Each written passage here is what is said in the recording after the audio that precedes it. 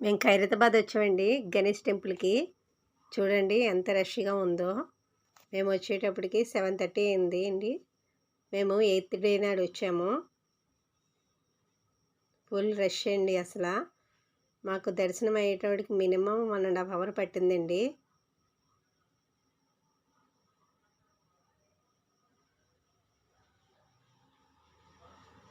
చూడండి ఈ పక్కనే స్ట్రీట్ షాపింగ్ అలాంటివన్నీ ఉన్నాయి.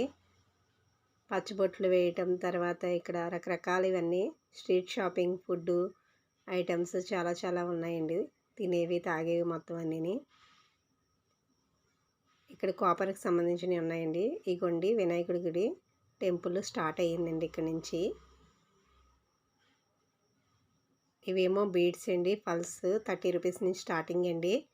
ఇవేమో రాణి హారాలు, పల్స్ 200, 250, 300 లోపల ఉన్నాయండి.